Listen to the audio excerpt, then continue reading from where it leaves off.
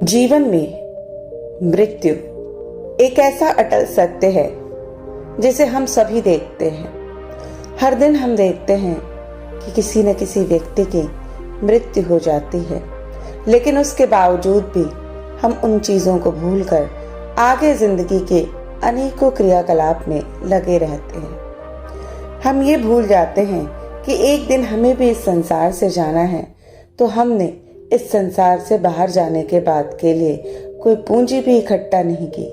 बस यहाँ इस संसार की जो पूंजी है उसको ही इकट्ठा करने के लिए बेचैन वो परेशान रहते हैं। और ये आत्मा की एक अभिव्यक्ति है या एक काम करने का तरीका है। वो चूंकि माया के अधीन है, इसलिए वो अपने वास्तविक स्वरूप को हमेशा इस संसार के क्रियाकलापों में लगाए रखने की वजह से उस वास्तविक सच को भूल जाती है। भगवान गौतम बुद्ध के संग सबके लिए खुले रहते थे।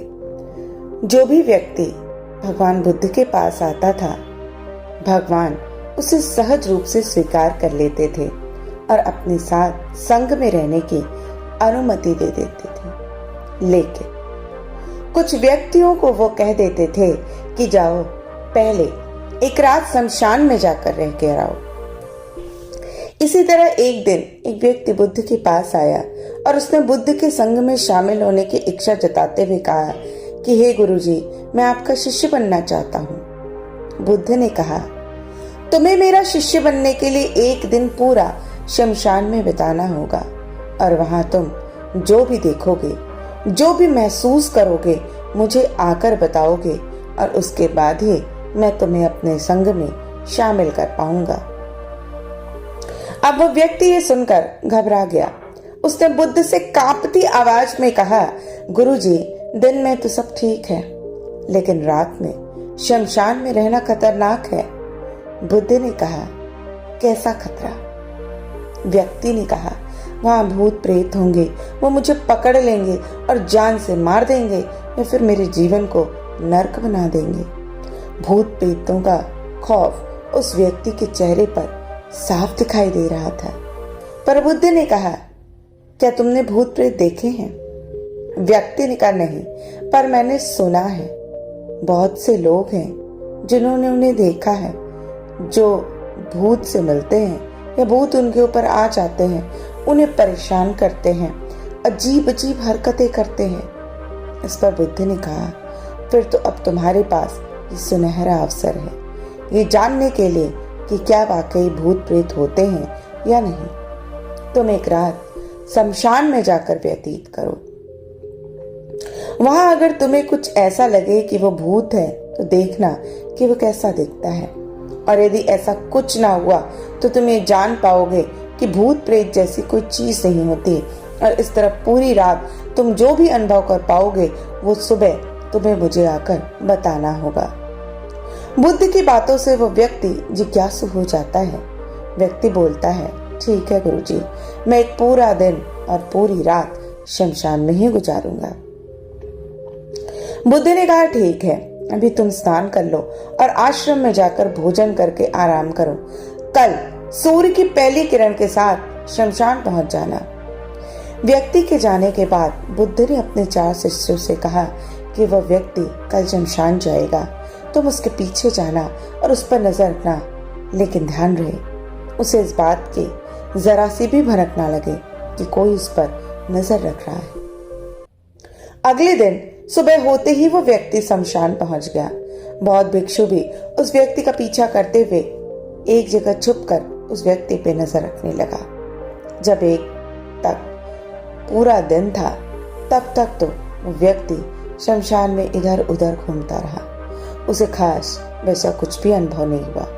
लेकिन जैसे जैसे सूर्यास्त के साथ अंधेरा घना होता जा रहा था, उस व्यक्ति के हृदय की धड़कनें बढ़ती जा रही थी। किसी तरह उस व्यक्ति ने पूरी रात शमशान में गुजार ही ली और सुबह होते ही वो बुद्ध के पास पहुंच गया। बुद्ध ने व्यक्ति से पूछा, बताओ शमशान में कैसा समय तुम्हारा व्यतीत हुआ? तुम्हारा वहां का क्या व्यक्तिगत अनुभव रहा? तुमने क्या क्या देखा? व्यक्ति बोला, गुरुजी, जैसे ही मैं सुबह सुबह शमशान पहुंचा तो वहां कुछ घंटों बाद मुझे कुछ लोगों की भीड़ शमशान की ओर आती दिखाई पड़ी जो एक अर्थी ले आ रहे थे। मैंने जब उन लोगों को ध्यान से देखा तो उनमें से कुछ लोग बहुत दुखी थे, कुछ लोग सामान्य और कुछ लोग बेहद खुश थे। वो लोग उस मृत इंसान के बारे में बोल रहे थे कि इस व्यक्ति ने बड़े अच्छे कर्म किए हैं, बड़ा किस्मत वाला है ये। इसके बाद उस मृत बुजुर्ग के बेटे ने अपने वृद्ध पिता को, जो उसकी चिता थी, उसको अग्नि दी। अर्थी के साथ शमशान आए लोग कुछ देर वहीं खड़े रहे। चिता प्रचंड अग्नि की लपटों में धू धू करके जलती रही। सभी लोग मायूस खड़े जलती चिता को निहार रहे थे। जैसे जैसे चिता की अग्नि मंद पड़ने लगी, वहां मौजूद लोग भी वहां से जाने लगे। थोड़ी देर बाद वहां 2 और अर्थी आई, जिसमें एक अर्थी किसी अमीर व्यक्ति की थी जो तरह तरह के फूलों से बहुत सजी धजी थी। उस अर्थी के आसपास बहुत से लोग भी थे। और दूसरी अर्थी एक गरीब व्यक्ति की थी जो बेहद साधारण सी थी और उसके पास गिने चुने ही लोग आए थे। अमीर व्यक्ति की चिता चंदन की लकड़ी पे जलाई गई, जबकि गरीब व्यक्ति की चिता साधारण लकड़ियों पे जलाई गई। पहले अमीर व्यक्ति की चिता को जलाया गया क्योंकि वो अमीर था, और उसके बाद गरीब व्यक्ति की चिता जलाई गई क्योंकि वो गरीब था। दोनों व्यक्ति की चिताएं जब जल गईं तो सभी लोग शमशान से चले गए, लेकिन मैं वहीं खड़े चिताओं को देखता रहा। अब बुद्ध ने कहा, तुमने उनकी चिताओं को देखकर क्या समझा, क्या अनुभव किया? व्यक्ति ने कहा, गुरुजी, दोनों की चिताएं समान थी। दोनों के ही शरीर उन चिताओं में समान तरीके से ही जले, और उसके बाद जब सब कुछ जलकर राख में बदल गया तो वो राख भी एक समान ही थी। गुरुजी, उसके बाद वहां एक औरत की अर्थी आई। उस औरत का पति बड़ा दुखी था, फूट फूट कर रो रहा था। अर्थी के साथ शमशान में आए बाकी लोग भी बहुत दुखी थे। वे सभी उसके पति को सांत्वना दे रहे थे। हे बुद्ध, मैंने उनसे देखा कि बहुत से लोग काफी ज्ञानी थे। वो ज्ञान की बातें कर रहे थे। मैंने ध्यान से उनकी बातों को सुना तो बोल रहे थे कि अर्थी की सवारी करते हुए मृत होकर एक दिन तो सबको यहाँ आना ही है। जीवन हमें इंसानियत और परोपकार से जीना चाहिए, अधर्म कर्म से दूर रहना चाहिए, किसी को कभी कष्ट नहीं देना चाहिए। धन के पीछे हमेशा भागकर जो हम अपने जीवन का सुख चैन गवा बैठते हैं, और अंत में जो भी धन इकट्ठा करते हैं वो सब कुछ यहीं धरे के धरा रह जाता है। और गुरुजी, इसके बाद उस दिन शमशान में कोई और अर्थी नहीं आई। अब इसके बाद बुद्ध ने पूछा कि तुम सारी रात वहां रहे तो क्या कोई भूत प्रेत भी दिखा? व्यक्ति बोला, नहीं, वहां मुझे कोई भूत प्रेत नहीं दिखा। हालांकि मन में एक डर तो था, पर सच कहूं तो पूरी रात मैं अपने आप से ही डरता रहा। कभी हवाओं से हिलने वाले पत्तों की आवाज से डरता रहा, तो कभी वहां आसपास मौजूद जीव जंतुओं की आवाजों से डरता रहा। सारी रात सहमा रहा, लेकिन पूरी रात में मुझे कोई भूत प्रेत नजर नहीं आया। बुद्ध ने उस व्यक्ति से कहा, ठीक है, अब तुम जाओ और आश्रम में आराम करो। कल फिर तुम्हें पूरा एक दिन और रात शमशान में बिताना होगा। अब वो व्यक्ति ये सुनकर बोला, आप कैसी बात कर रहे हैं? आपके ही कहने पर आज पूरा दिन और पूरी रात मैं शमशान में पड़ा रहा। वो समय मैंने कैसे कैसे करके काटा है, मैं ही जाता हूँ। अब मैं दोबारा वहीं नहीं जाऊंगा। बुद्ध ने कहा, देखो, जो खास चीज तुम्हें वहां जाकर मिलनी है वो तुम्हें यहाँ नहीं मिलेगी, और मैंने ये तुम्हें देखकर ही बताया था। जब तक वो चीज तुम्हें नहीं मिल जाती, मैं तुम्हें अपने संग में शामिल नहीं कर सकता। इसलिए तुम एक दिन और जाओ और वहां रुको, तुम्हें वो चीज अवश्य मिल जाएगी। व्यक्ति बोला, ठीक है, मैं कल एक दिन और रात फिर वहां व्यतीत कर लूंगा शमशान में। अगले दिन सुबह वो व्यक्ति बुद्ध का आशीर्वाद लेकर फिर से शमशान पहुंच गया। एक पूरा दिन और रात बिताकर वो व्यक्ति अगली सुबह फिर से बुद्ध के पास पहुंचा, लेकिन इस बार उसके चेहरे पर एक अलग ही तेज था, एक अलग ही खुशी थी, एक अलग ही झलक थी। ऐसा लगा जैसे उसे जीवन की एक बहुत बड़े रहस्य को, जीवन के एक बहुत बड़ी खुशी को प्राप्त कर लिया। लेकिन बुद्ध मुझसे उसके सुनना चाहते थे। तो बुद्ध ने कहा कि क्या तुम्हें वो चीज मिल गई? व्यक्ति बोला, हाँ गुरुजी, मुझे वो चीज मिल गई। बुद्ध ने पूछा, बताओ तुम्हें क्या मिला? व्यक्ति ने कहा, गुरुजी, मैंने जीवन का अर्थ समझ लिया। मैंने वहां देखा कि कुछ लोग शाम को मुझे अर्थी पर लेके आ रहे हैं। मुझे 4 लोगों ने अपने कंधों पर उठा रखा है। मेरे पीछे कुछ 25-30 लोग रोते बिलखते चले आ रहे हैं। मेरे पिता अर्थी के आगे आगे चल रहे हैं और कुछ लोग राम नाम सत्य बोलते हुए मेरे ऊपर फूल फेंक रहे हैं। मेरे सभी रिश्तेदार बड़े दुखी हैं। भीड़ में मौजूद कुछ लोग तो सिर्फ दुखी होने का नाटक कर रहे हैं और कुछ लोग मेरे पिता को सांत्वना दे रहे हैं। लेकिन कुछ देर बाद मेरी अर्थी को जमीन पर रख दिया गया और मेरे शरीर को उठाकर चिता पर लिटा दिया गया। मैं ये सब दृश्य अर्थी पे लेटे हुए देख रहा था। मैं उस अर्थी से उठना चाहा पर उठ नहीं सका। मैंने सांस लेना चाहा पर सांस नहीं ले पा रहा था। मैं पूरी तरह से असमर्थ और विकलांग की तरह था क्योंकि मेरे अंदर सांस ही नहीं थी। मैं अपने पिता को गले लगाना चाहता था लेकिन मैं उठ नहीं सकता था। मैं भाई को गले लगाना चाहता था, ये कहना चाहता था कि तुम अपना और माता पिता का ध्यान रखना।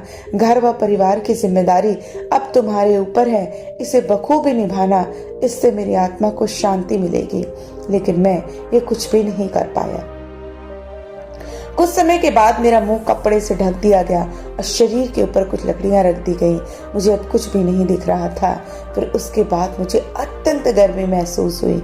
मुझे एहसास हुआ कि मुझे अब जलाया जा रहा है। धीरे धीरे लकड़ियों के साथ साथ मेरा पूरा शरीर जलने लगा। मेरा दम घुट रहा था। मैं उठना चाहता था। आखिर अग्नि ने प्रचंड रूप ले लिया और धीरे धीरे मैं भी उस अग्नि में पूरी तरह खो गया।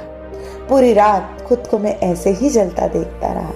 मैंने देखा कि अंतिम रूप में मैं एक राख बन चुका हूँ। उस पूरी रात न तो मैं डरा न मुझे डर का एहसास हुआ। जब आंख खुली तो एक तीव्र रोशनी मेरी आंखों पे पड़ी और मैंने देखा कि ये तो मैं ही हूँ, वो भी मेरे शरीर के साथ। मुझे बहुत खुशी का अनुभव हुआ और उसके बाद मेरे मन से न जाने कितने ही भय समाप्त हो गए और मैं आपके पास आ गया क्योंकि मुझे उस वक्त एहसास हुआ कि मैंने वो एक सपना देखा था। बुद्ध मुस्कुराए और बोले कि आज के बाद से तुम संघ में शामिल हो सकते हो क्योंकि तुमने अब ज्ञान रूपी उस बीज को प्राप्त कर लिया है जिसमें तुम अपने शरीर की उपस्थिति को भूलकर स्वयं को जानने की इच्छा करने लगे हो। और इसी ज्ञान की प्राप्ति के लिए मैंने तुम्हें शमशान भेजा था जहां अंततः तुमने ये जाना कि ये शरीर नश्वर है। नेत्रों से दिखने वाली चीज, हर चीज नश्वर है। शमशान आने वाला हर व्यक्ति भी ये समझ रहा होता पर शमशान से वापस जाते ही वो सब भूल जाता है। पुनः उन्हीं गलत क्रियाओं में लग जाता है जैसे झूठ बोलना, लूटना, खसोटना, अधर्म, लालच, लालसा, बुराई, क्रोध, अपशब्द, अहंकार, ईर्ष्या इत्यादि नाना प्रकार की बुरी भावनाओं से बुरे कर्मों को अंजाम देने लगता है। किंतु अब तुम्हारे अंदर ज्ञान का वो बीज अंकुरित हो चुका है जिसमें हम जीवन को तब तक नहीं समझ सकते जब तक हम अपनी ही मृत्यु को बहुत निकट से देखकर समझ न जाएं। अच्छे स्वास्थ्य की कीमत वही समझ सकता है जो बहुत बीमार हो, जो बहुत बुरे समय से, लंबे समय से बीमारियों से जूझ रहा हो। ठीक उसी तरह जीवन का महत्व वही समझ सकता है जो मृत्यु से रूबरू हुआ हो या जो मृत्यु को समझ चुका हो, जिसे एहसास हो चुका हो। अब तुम्हें इसी बीज को लक्ष्य बनाकर ध्यान की मदद से स्वयं को और ज्यादा जानना है और ज्ञान की उस सीमा पे पहुंचना है जिसे जानने के बाद कुछ भी शेष नहीं रह जाता। कोई इच्छा, कोई लालसा शेष नहीं रह जाते। मन हर विचारों से मुक्त हो जाता है, सब शून्य में समाहित हो जाता है। मन में जिज्ञासा का कौतूहल शांत होकर ज्ञान रूपी शांति में बदल जाता है और यहीं से परम शांति, सुख, सुकून, आनंद का अनुभव व्यक्ति प्राप्त करने लगता है और यहीं से तुम्हारे एक नए जीवन का आरंभ होता है।